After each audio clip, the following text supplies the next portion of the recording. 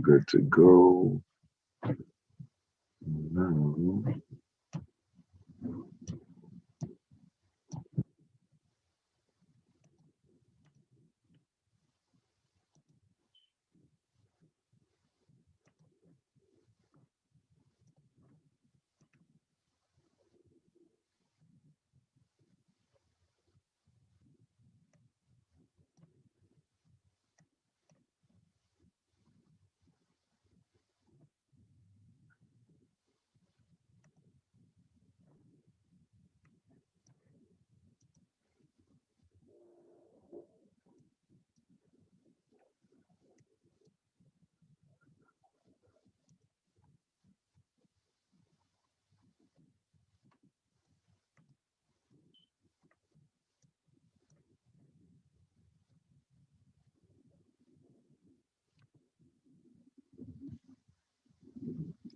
check. All right, we're live on Afro Surge. We're live on Facebook, and I think we're live on YouTube now. Yes, the game is improving. You know, just myself. Yep, you can see the new background, everything. Yeah, so this is not a joke. We're gonna finish this pandemic year that wanted to show us Pepe, but we're very stubborn. Welcome everyone. It's another Wednesday morning, so you know it's time for Village Square, the community Zoomcast, live on Afro Surge Radio. It is Wednesday, November 18th, 2020, 8 o'clock in the morning. Village Square here to get you over the hump and through your work week. And this has been one hell of a week. What can we say? The state of the village is like WTF. And that is how we're starting off this week. This week has been, in fact, we have enough footage and enough things going on this week that we should be doing a double show. We should be having 2 hours today because there's so much going on. Of course, we're gonna this organization is called the Afro-American Culture Initiative. We are the sponsors of Village Square. My name is Marlon Solomon. I am the founder CEO, and this is my weekly Zoomcast, giving the people that listen on Afro Surge Radio, as well as on Facebook and YouTube, a little more information about what the African diaspora community needs to know. We normally start off the show with coronavirus. We have a little bit of touch about politics, what's going on in Nigeria with NSARS, and little sports and this announcements of what's going on. So let's get right into the show. But like I said, before we get started, this was brought to you by AfroSurgeRadio.com. Please, they're North America's #1 place to go for Afro beats. So please check them out. And let's get started. Okay, yeah, tomorrow, very big day. Tomorrow, very big day. At 1 o'clock, we're having our COVID-19 contact tracing awareness program, and that's starting. Get your tickets on Eventbrite, or go to my Instagram on Afro-American1, and go to the profile, and you'll go there, or go to our website, go to events, and you'll use it. And please sign up. It's good. We hope to save lives in our community. So let's get into it. That's what's going on, man. It's coronavirus. That is the story, of the year, but the last week has been the most devastating week of the pandemic in all facets. The coronavirus the impact is usually measured in cases and deaths, we know, but hospitalizations as well. And in all three metrics, these last 7 days have been the worst of the pandemic. Now we're going into our 9 or 10 months. The numbers still, and compared to last week, Massachusetts is ticking up. Last week we're at 2,100. Now we're more at 2,500. Our deaths, last week when I did this, we had 4 deaths. This week we have 5 times more. So we have 20 deaths. That is a big jump, because when it starts doing that, it starts going to say, oh, well, that's only 20 people. It will quickly get to 40. It doubles like every 2 or 3, 4 days when it starts going that exponential growth. Texas is just about the same, but it's still, it went down a little bit. So last week we were at 11,000. This week we're at 11,600. And this week we're at 10,000, almost 900. That's where we are this week. With 121 deaths. Last week they had 125 deaths. So they've been going up, and now they're well, 2 weeks doesn't mean anything. Maybe next week, the following week it could go up, but at least it doesn't seem like it's going up as much in Texas, but they're huge. 10,000. Massachusetts only has 2,500, although they're a much bigger state. So you have to put that into consideration, right? As far as the USA is concerned, yet last week we added 140,000 new cases. This week was 160,000 new cases. Last week we had 1,400 deaths. This week we have about 1,500 deaths. So it's ticking upwards. As far as the world is concerned, there were 8,800 and 8,900 deaths last week, and about 9,300 deaths. So everything is ticking up. The second wave. But funny enough, I heard on the news then, it was true. This is our third wave, or they said third surge, whatever you want to call it, is the third uptick.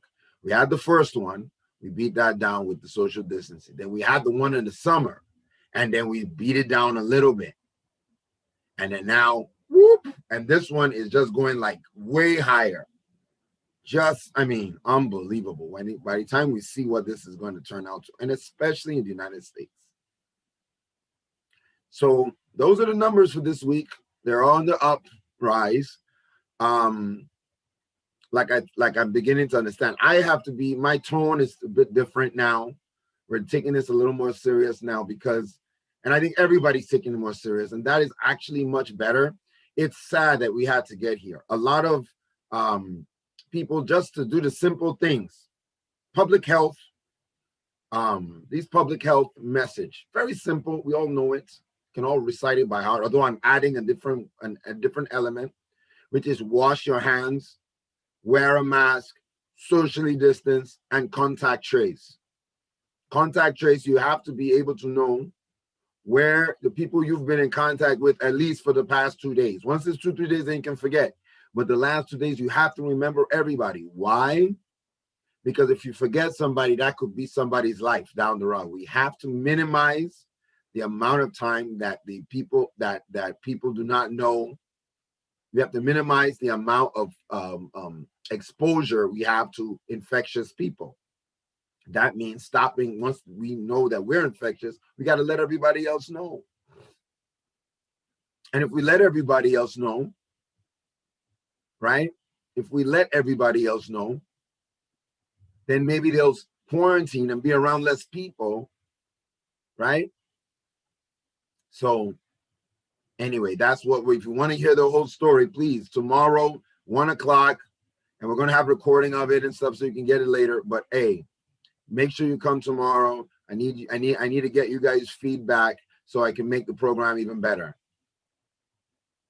But these simple social, what I just said, the little message I just sent of wash your hands, wear a mask, social distance, and contact tracing, these 4 things is the problem. You can't, it's turned into a political issue, and that political issue, all of these people, they will be remembered, because I'm not going to forget them.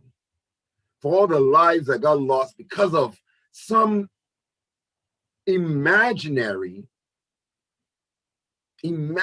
concept that these are social health things, that it doesn't matter. And it goes to, this anti-science mentality, it goes into climate change, it goes into even racial. They think that, oh, that the black people are less, and this and that. Science, it's a problem. Anyway, we're not going to go into it. Let's go into more of our second wave. So it turns out that all across the country now, there's tons of coronavirus. Coronavirus is catching coronavirus. And now, out of the states that have the highest percentage of people of what they call test positivity, right? So they will test your area and they say, out of the 1,000 tests we took, right, only 15% was positive. I think Boston is like 3 point something percent, which is where you want it to be, under 5%. Can you believe that out of the top 15, only 2 are Democratic states? Nobody has died more in the last week anywhere than North Dakota and South Dakota. And I believe it's North Dakota, the past week. Nobody has died ever as much as they're dying now in the last week there. Then, not to mention that they have the highest percentage positivity in the world. Let that sink in.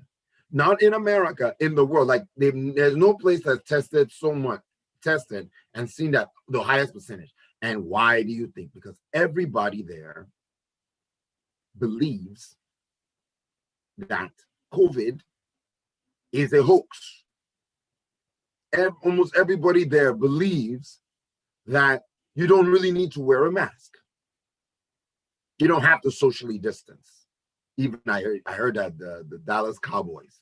Can you imagine the Dallas Cowboys trying to they had 30,000 people in their stadium. They said that their stadium is particularly good for COVID, for social distancing. Really? So you want to have more than 30,000 people in one place? Well done. But yes, the only blue states are Wisconsin and Illinois, which are really, and if anybody, I went to school right down very close by in Iowa, who coronavirus is all going crazy over there. But right there, it is right there. This is geographic. Most of those people, a lot of those people are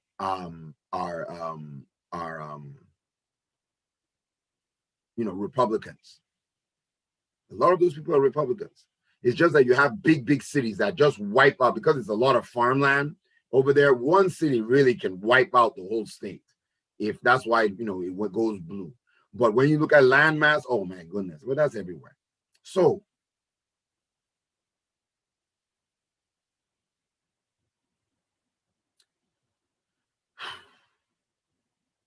that's what it is. Red states.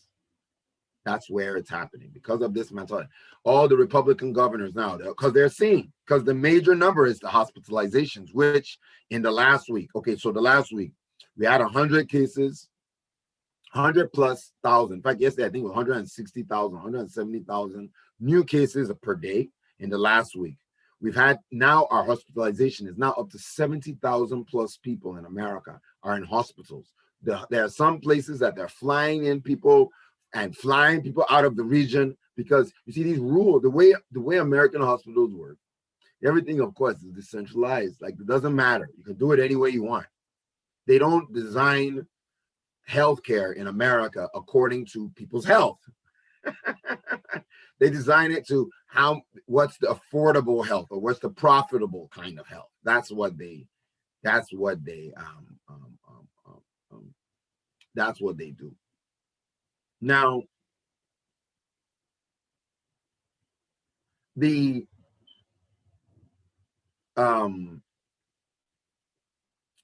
smaller, more rural areas, they are now, when it gets too much, they just, let's call up, and you will go down to, the big city that has all the infrastructure and everything.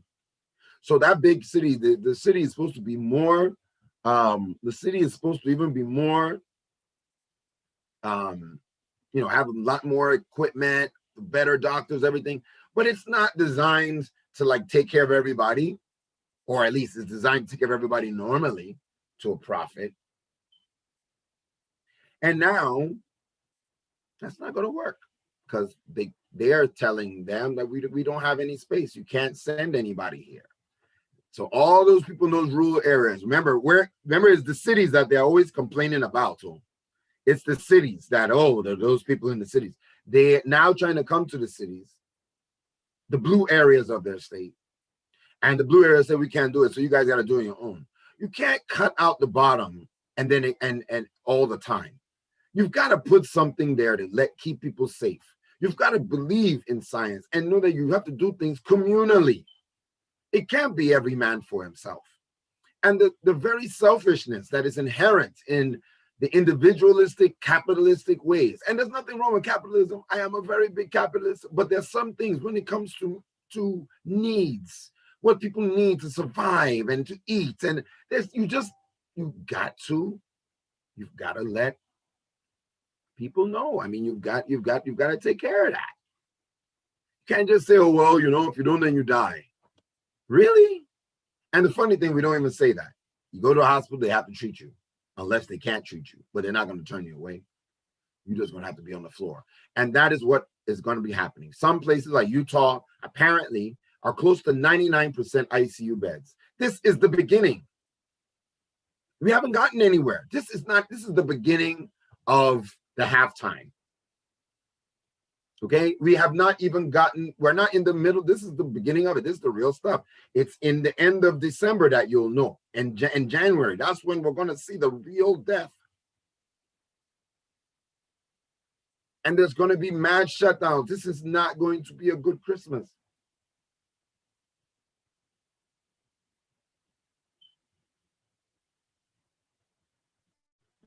That's one thing I'm talking to everybody in the COVID-19 and our contact tracing class. I'm telling everybody, forget fun. It was really kind of upsetting even during the Halloween, where people were talking about, well, we're going to Halloween with social distance.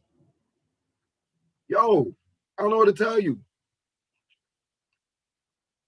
There's no fun now. There is no Halloween. What do you mean? It's not consistent. There's a disaster pandemic, but we're still thinking of how we're going to do Halloween. Now, even Thanksgiving, you can say it's spiritual and, family, and thank Christmas the same way.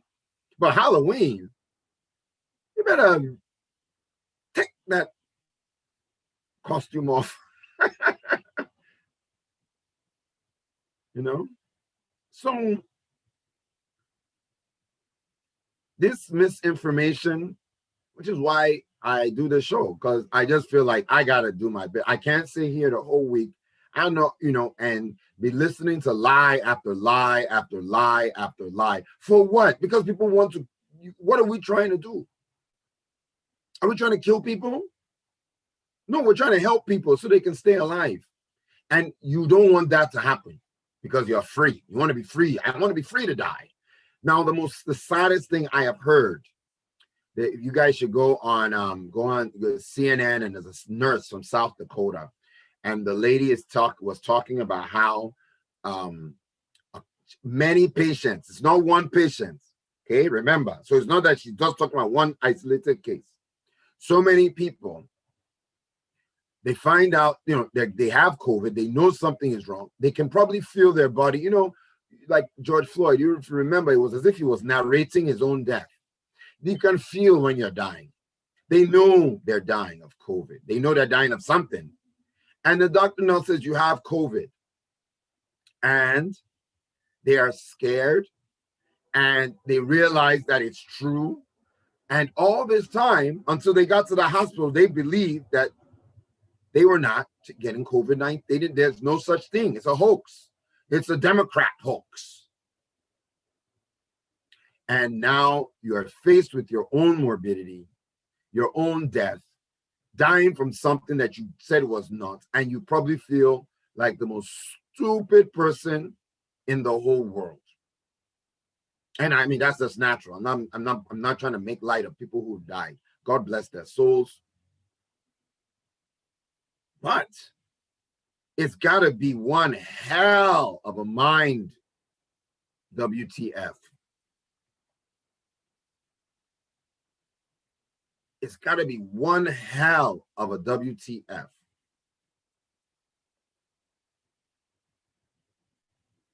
To be on your deathbed and realize the thing that you thought was nothing, that was a lie. In fact, you were talking junk about it. Whatever, they're just crazy Democrats, liberal, communist, socialist, however, talking that, listening to your God sense person that is breaking every law and the most immoral man to ever hold the office. Who doesn't care at this very moment, last week, spending it on the golf course and not even talking about coronavirus? Like, let them die. He's worried about his election. That's all this is about. It's deeper, but I think I'm actually thinking of having another abolitionist call. That's my meeting for the white folks, and so I can tell them about themselves. In fact, I've decided I will have one. I just need to schedule it sometime in December. Anyway,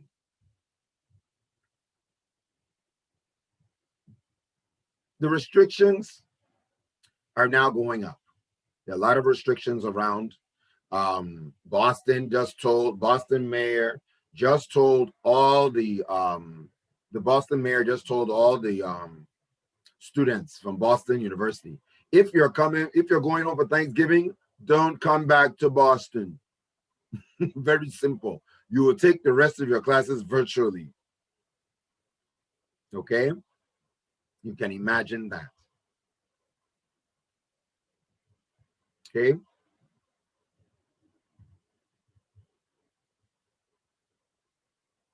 Imagine that. We already have the curfew. A lot of places have curfews.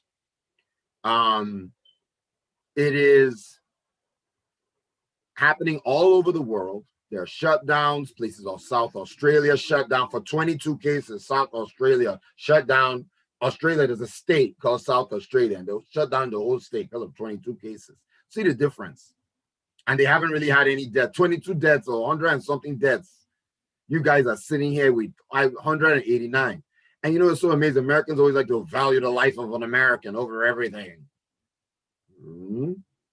Not when there's money involved. All this because they wanted people to go back to work, and they didn't want the economy to shut down, that there are people dying, and so many things happening because of the economy is shutting down. Nah, bruh.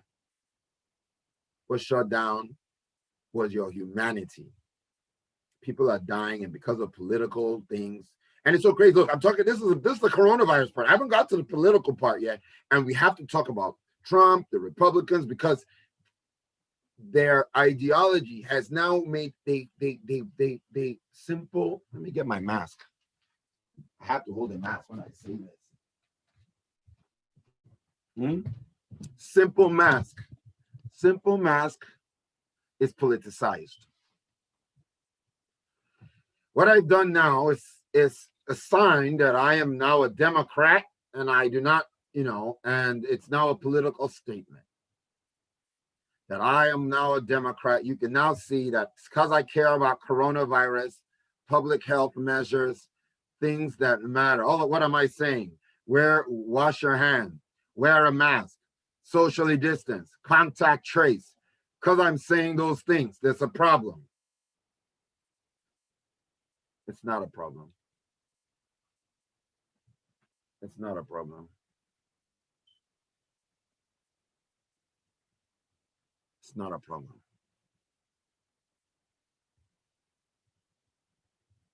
We're making it a problem.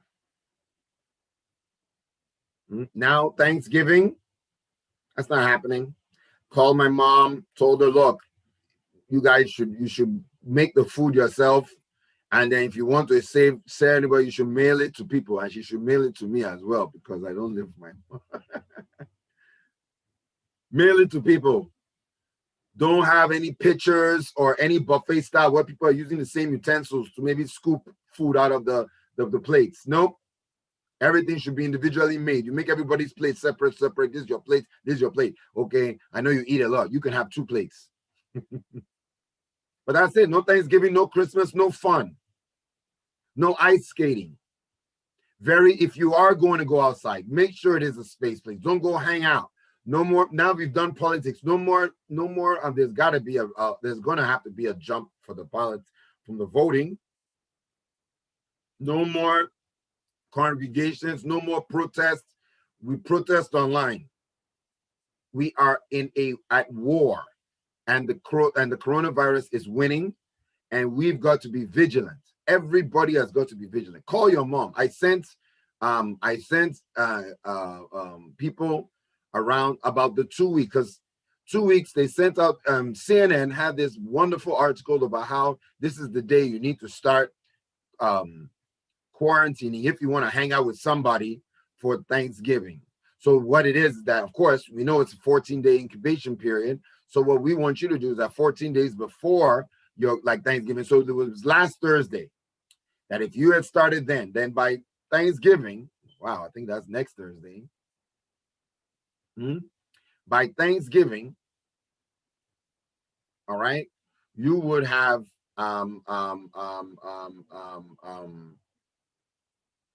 by Thanksgiving, you would have already had any disease or whatever, and you'd be safe. So when you go around this loved one, that means that you are extra safe, that you put yourself in a bubble.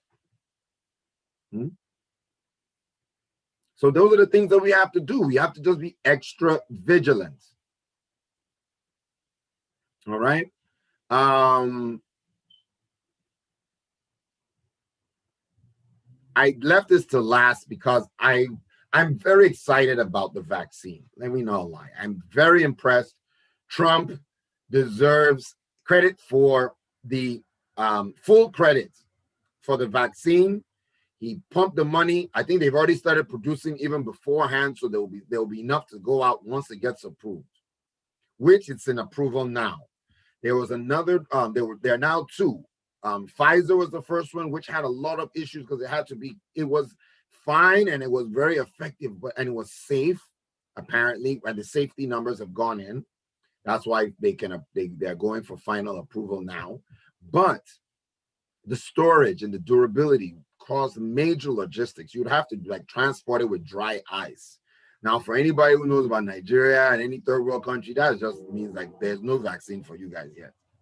Okay. Now, luckily, the new one that came out, Moderna, which is directly a part of Trump's effort, was that part, yes. That part, the durability they worked on. It now just needs to be in 20 degrees Celsius, which is like a normal freezer or refrigerator. It's nothing out of the norm. This vaccine, we cannot get relaxed. It just means that now that we know that there's light at the end of the tunnel, now that we know that there's light on the end of the tunnel, we must, now that we know there's light, we must be more vigilant so that we can get there. Because it's going to be in April or so when we all start getting these vaccines. They're trying to get 300 million people to take the virus, the vaccine. That's if our good friends have not convinced themselves that they would not get the virus. I mean, can you imagine people in South Dakota getting the virus, and when they're dying, they don't believe that they have COVID? They are fighting that they have COVID. They say that they have lung cancer. They say, no, you don't have lung cancer. You have COVID. No, I have COVID. And then they start abusing and so much hatred. And one thing that the nurse said that was so important to me, she said that during their last moments, when people are dying of COVID, but because they don't believe it's COVID, because they've listened to the lies,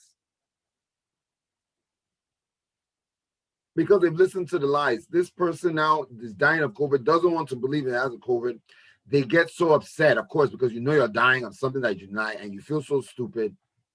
they start lashing out with hatred and abuses to the nurse because you were wrong, and your wrong is going to cost you your life, and you know this. So you lash out your anger. And one thing she said was that when they were supposed to be calling and FaceTiming their families during their final hours are what was there with hatred. Spewing things that probably just all the lies they've heard, so their worldview would be maintained in their final hours. Very sad. I mean, God bless them. But hey, we don't want to end up like that. And we can stop it. We can save thousands of lives right now. With this program, I'm just saying, if I save one life, this program, it's worth it. And I believe that we're saving lives. But it takes a village, not just one person. So please, we encourage you. That's another thing about our contact tracing course. It is, we talk also about the racial component, the community component, the unity component, the cultural competency component of the African diaspora. So we look forward to you guys attending tomorrow. All right, let's quickly dive into the politics. And the current president, Donald Trump, has checked out. He doesn't give a rat's ass about coronavirus and whether we live or die. He has just been walled up inside the White House, trying to convince and trying to do his frivolous lawsuits, which are all going out. In fact, some of the law firms he hired, they're dropping the case. So this is a nonsense case. There's no way you can win it. And even what is being disputed, it's not even going to change the outcome. So even if you won every case that you put in forth, it's not going to make a difference. This is the guy that you guys are listening to. Really, really, really smart stuff, if you ask me. The government is still not supporting.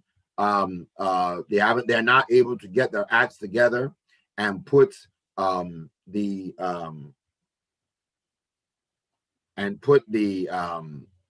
support the businesses, to support people, to get them, to protect them from evictions, all this stuff. All this stuff is happening because this man doesn't care. They want you to work. They don't want the economy to go down. Who cares how many people have to die? And that's what they're doing. And don't buy this thing that is the Democrats. The Democrats are saying that, you see what the Republicans are doing? They're offering such a skinny, like 500 million or something like that, some small amount. Oh, and it doesn't take care of a lot of stuff, like to take care of the schools, for mortgages. It doesn't take care of a lot of key things to open up the schools to help people. It doesn't take care of a lot of key things. So it is a red herring. They want to say, oh yeah, we're working on it, but we can't get along. We can't agree.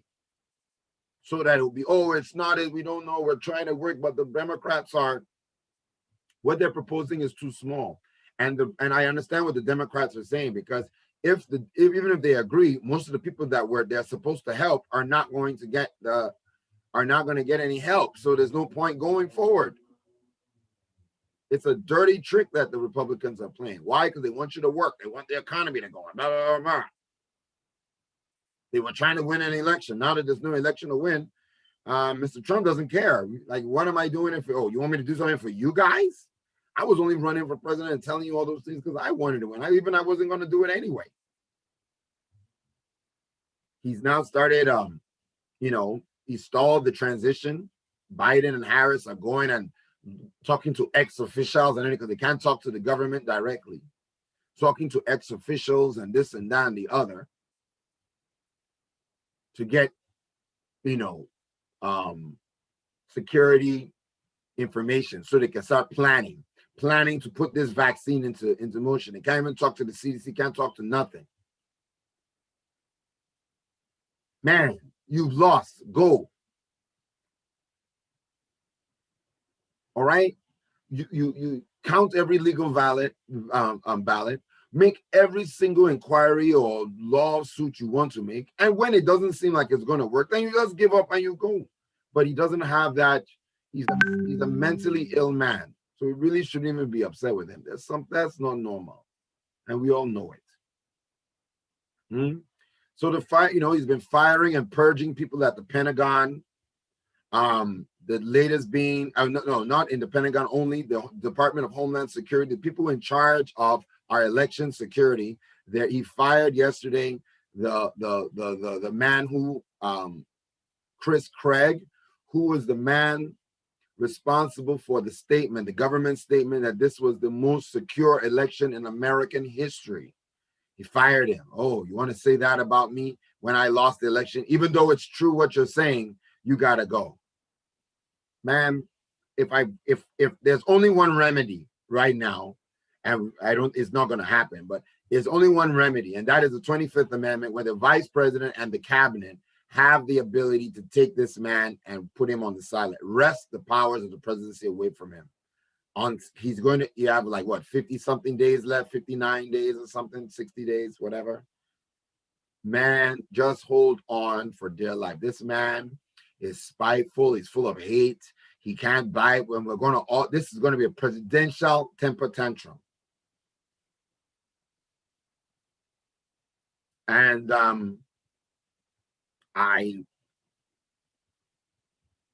it is direct attack on the democracy. Now, I'm going to just tidy up real quick and just say this.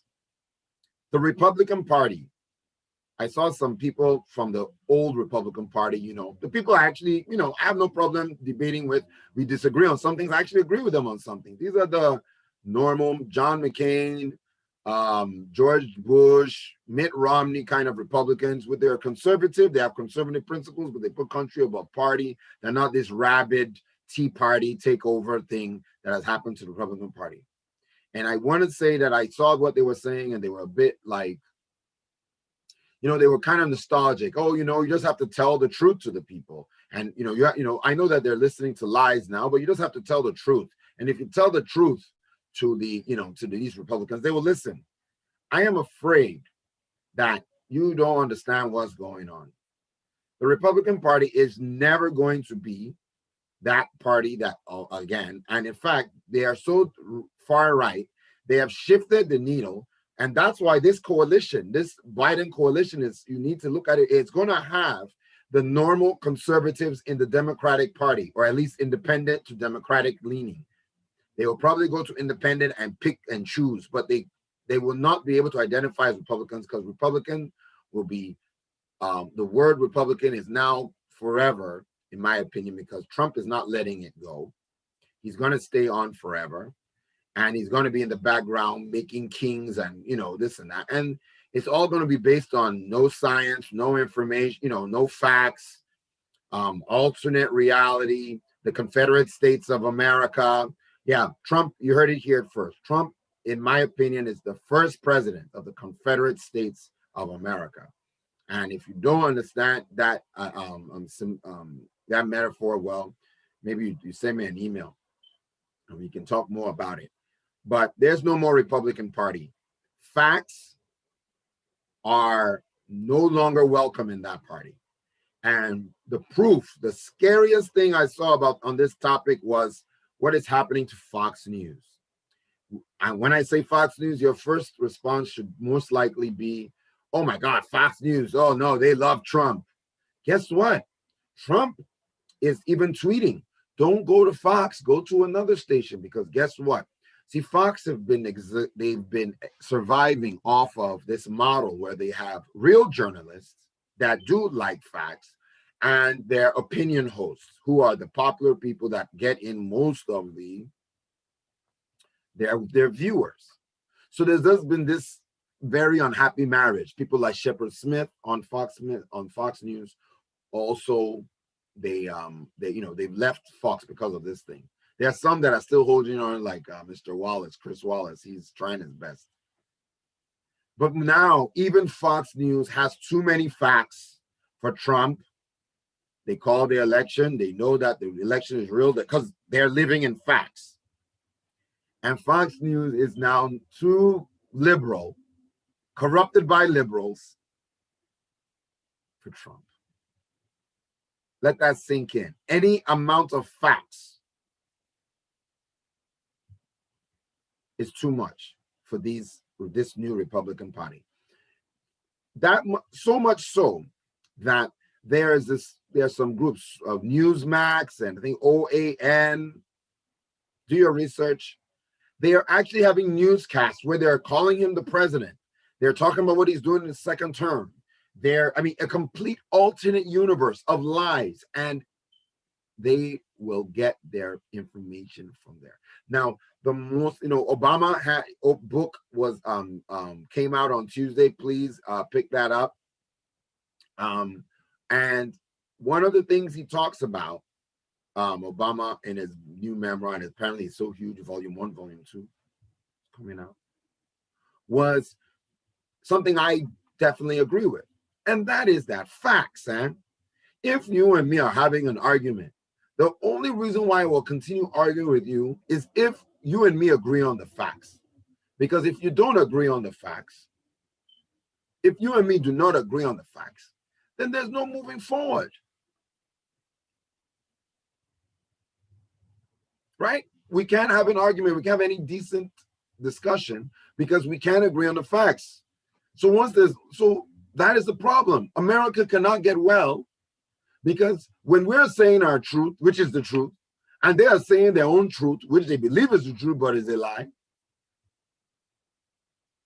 even up to their death, when the COVID patient that knows he is being told he has COVID, they've taken the test, they say you have COVID, and the person is just there and he has been going to Trump rally and believing that, no, this is a hoax. And he now realizes on his deathbed and he's now screaming out insults to the nurses.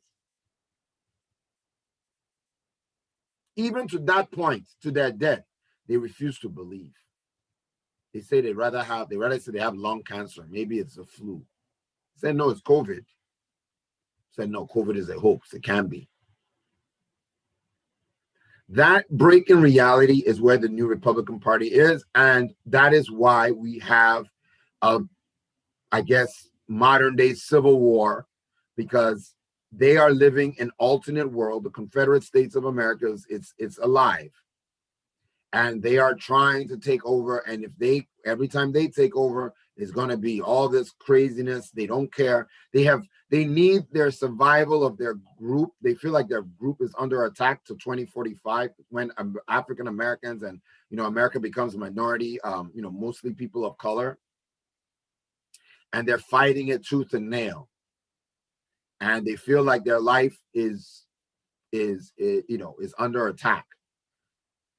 It's not, but hey, I guess if you don't want to deal with black people and other people from other places, then I guess it would be an attack. I guess you would feel it was under attack, but it's not. We don't want your guns. We don't want to, take over. We just want to live our lives and want you to accept us for who we are. And if that's too much for you, then we're never going to see eye to eye. What does that mean? That we'll be fighting this war for a generation to try and convince people that, guess what? Science is true. I mean, is that what we're discussing? So, please, just when you talk to people, you have to talk to them with kindness and try to understand. Because let me tell you what, Hitler was elected. I'll end on that. Hitler was elected. And they chose, the people of Germany decided that he should stay on forever. Where does that sound familiar? All right. Another place that this sounds familiar, we'll go to our NSARS watch. There, I did see, I'm not too clear on all the details, but there was a $1 million Naira bail for Eromosele. Oh God, I messed up his name. Eroms. Anyway, I think that was his nickname. And he was a protester, a peaceful protester at the NSARS movement. He got arrested and he's out on $1 million bail. What did the guy do? He's asking for a decent life.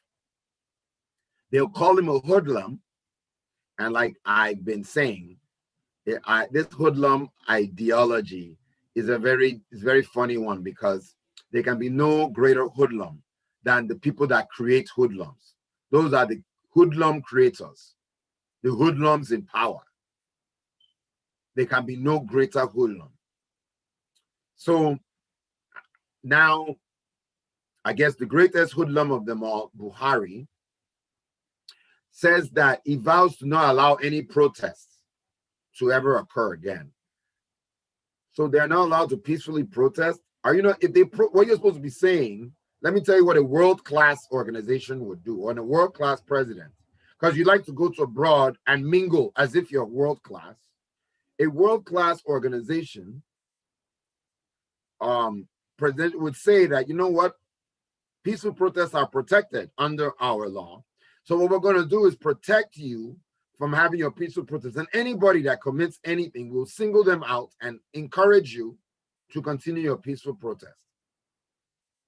That is what a world-class organization would do. But he has vowed that no, there won't be anything like that. So be it. I urge everybody to just Google or YouTube and go and look at two pieces of art. Well, one is a piece of art, one is a news article from CNN, came out yesterday, I believe. And it has a detailed investigation into what happened at the Lekki toll gate, October 20th, or coming up on 1 month. A detailed, down to satellite imagery. They even filmed and said where the sparks and the gunshots were being fired. They will show gunshots going to the air and also gunshots shooting into the people. More footage. They collected sifted through tons of footage, interviewed tons of people to get eyewitness accounts of what happened, and everything was clear. There were a bunch of peaceful protests at the Lekki toll gate. They were not doing anything, singing the national anthem, waving their flags. And at 6:26, they know the time because satellite imagery. You left Bonnie Camp in VI there and started heading down to the toll gate. Upon reaching there, the gunshot started. They showed the bullets. They showed the data that you buy, where you buy it from, and Nigeria has been buying every year since 2005. Live ammunition. Live ammunition. You clean the bodies, but you could not clean all you didn't take all the ammunition. I mean, you think you're so smart. You're not even really smart enough to even do it. If you want to do something, you don't even know how to do it. You think that this is 2020. Technology is coming for you guys. So, and then the second one is an artwork by, the second thing I want you to go and see is an artwork by False, the bad guy, who has been a great leader in this movement. He's not backing down, and his visuals on his on this NSARS, he had his video come out. Oh my goodness. Artwork. Yes, he's taking the mantle of Fela, and apparently somebody said that his dad was a lawyer of Fela or something like that. That's the information I heard. So I'm very, very happy. Afro-American Culture Initiative. This is about culture. This is not about politics. And culture that we promote are cultures that bring people together. And I don't think that bullets bring people together, so I can never be for bullets. I am for peace. I am for people speaking their mind. So what they're speaking is only words. Why? Because you don't want to work. You want to sit down on your throne and put people in their places. May God keep the souls of those that have passed. All right, well, we're wrapping up today's show, but before I go, let me discuss a little bit about sports. Okay, let me talk a little bit. Okay, I'll just talk about the Patriots first. Patriots, at least they've now won 2 in a row, right? The first win was against the Jets, which was trash team. They were 0-9, 0-8 or whatever. So it didn't really count that much. But last week we won against a good team, the Ravens, 23-17. So at least it looks like we're a running team, and looks like we're going to be able to at least keep. Hopefully, we can get a couple of more wins. We can catch fire, and do what we need to do. What's his name? Newton and Belichick seem to be getting more on the same page. They really got derailed by COVID. They had some issue with COVID in practice, and it does derail them. And I hope that this is where they're going to pick up steam. They play the Texans 1:00 on Sunday. Then, of course, this year, even though we had that big lull, NBA has been the league to watch, not even just for all that Black Lives Matter and support like that, but for just their ability to get the product and get the product right and get buy-in from the players, everything. So it's been trades since Monday. CP3, big trade. Chris Paul is now with the Suns. We got Drew Holiday and Bogdanovich from Sacramento. Drew Holiday, be clear, from the Pelicans, and Bogdanovich is now going to join Middleton and Giannis and Brook Lopez in Milwaukee to give them a much better starting five. They're gonna just have to round out their bench anyway. They know how, but that's a big upgrade. There's a big talk of Harden and the Rockets. Oh, Rockets are done. So now Harden wants to go to the Nets and join Kevin Durant and Kyrie. That is going to be funny because Kyrie is trying to get the shine. Now they're going to bring Harden, who everybody knows he can't compete with that, so he's a hater. So anyway, I'm looking forward to Harden and seeing what happens there. Although my C's, that will make it much harder for my C's. Okay, but before I go to the C's, I know I always want to talk about Celtics, but before I go to the C's, talk about Westbrook. Westbrook, we don't know where he want to go. I got a report that he wants to go to he wants to go to somewhere where he can be himself. I think he should go to New York. They need a player like that, just somebody that's going to give him a lot of energy and excitement.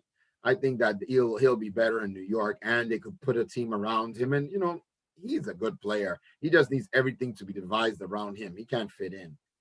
So Westbrook is going his own way. I think he's kind of resided. He just wants to play for fun. Doesn't care if he get the championship. He cares. He wants to be a winner, but he can't not be himself.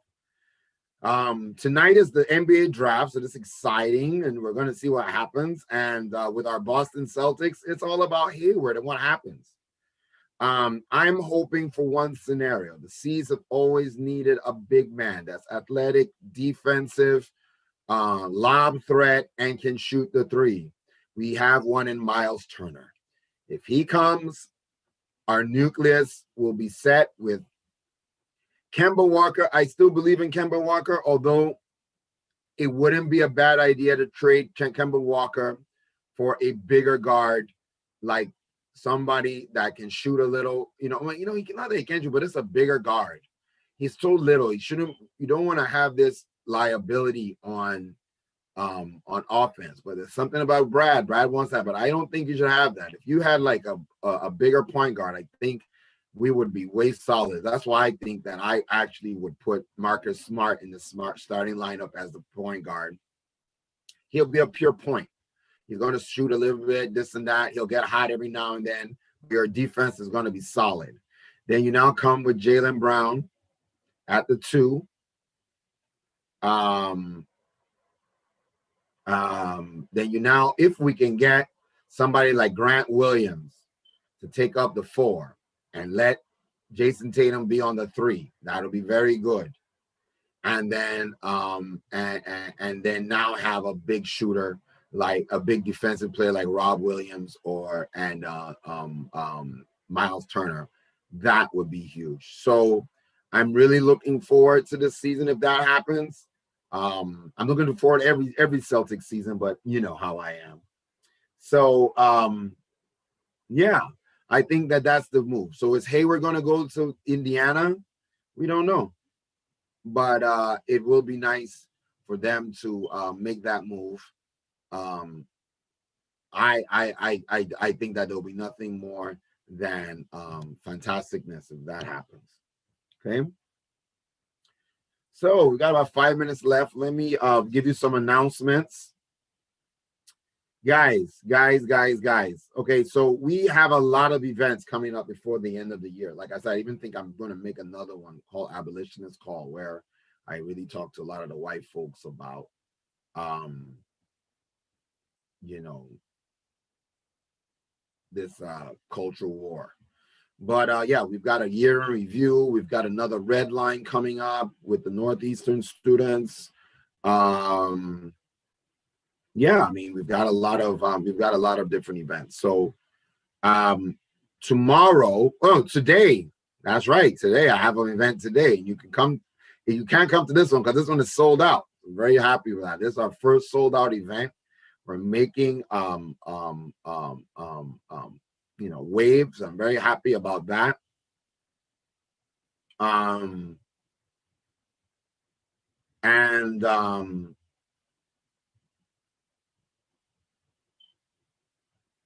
That was called the African Heritage Cooking. And African Heritage Cooking is going to be just, I mean, we're going to be learning about mafe. It's a great meal. It's a great, and I have my partner, my cultural nutrition partner, Old Ways. And Old Ways is an organization here that deals with cultural nutrition here in Boston. They teach how to cook meals, which I believe is very important for solving the issue of diet and systemic diet, for systemic diet, racism in our diet. So that's happening today at 6. But you can I'll broadcast it, so I'll make sure that it's broadcast live so people can watch it. Also, we have tomorrow at 1:00, we have contact tracing, COVID-19 contact tracing awareness. And this is going to be our big push during this season because, obviously the second wave is here. We believe that with some cultural competency and some teaching of things in this way, where public health and cultural competency come together, we hope that we can save some lives. We will save some lives because we're going to tell you about washing your hands, wearing a mask, social distancing, and contact tracing. You got to do all 4. So, yeah, let's do it. Okay. Then the next is tomorrow. We have 2 events. See, I'm telling you, we're moving up there. We've got how to host a Zoom webinar, and that will be starting at 3:00. And it's very important that I think this is our first financial literacy and entrepreneurship series, where we are now going to be helping you with things that we think that everybody needs, to advance their careers and get a little bit of literacy, financial literacy. But this is more of the entrepreneurship part. And of course, in this day and age, you need to learn about Zoom and how to use it for a webinar. Now, we've decided to actually start a little hosting service where you can do your webinar on our platform. Of course, there's some little rules and things that we're trying to make sure there's a certain standard. But apart from that, yeah, you can do it. It's moderately priced.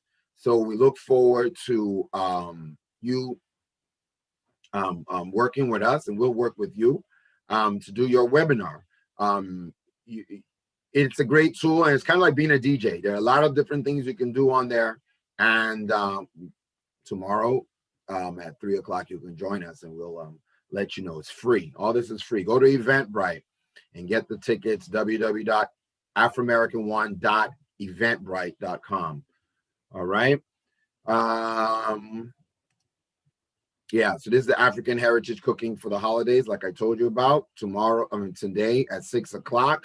It's going to be a great show. We have sold out. Over 100 people have signed up. I had to kick some people off because the thing went over. So we thank God for that. And that's today at 6. Then tomorrow, like I said, we have Financial Literacy and Entrepreneurship Series.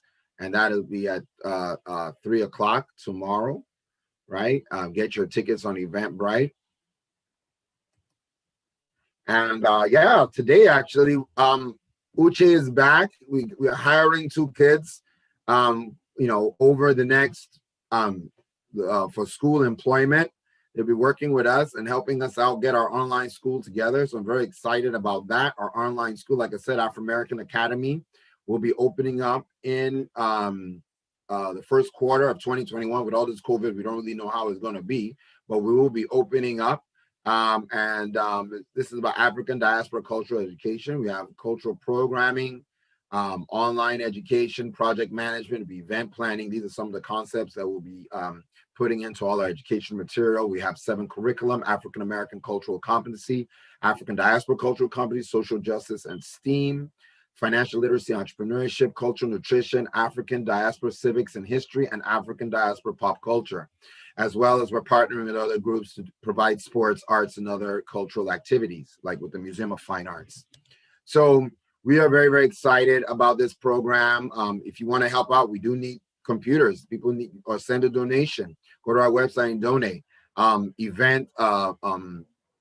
Get some we need mentors and apprenticeships. So please, if you want to help out our Afro American Academy, give me an email, go to our website, drop something, or attend some of the events and donate for some of the events. Any little bit helps. We appreciate it. So finally, want to thank everybody on Afro Surge Radio for another great week. I hope you will join us next week. Remember, please stay safe, wash your hands, wear a mask, socially distance, and contact trace. All right. You're just welcome to this was the Village Square, brought to you by our COVID-19 Resource Hub. Go to our website, www.afroamerican1.org/COVID-19. And we have a lot of resources on there to help you out. So once again, thank you and have a great rest of your week. And we'll see you next week, Wednesday.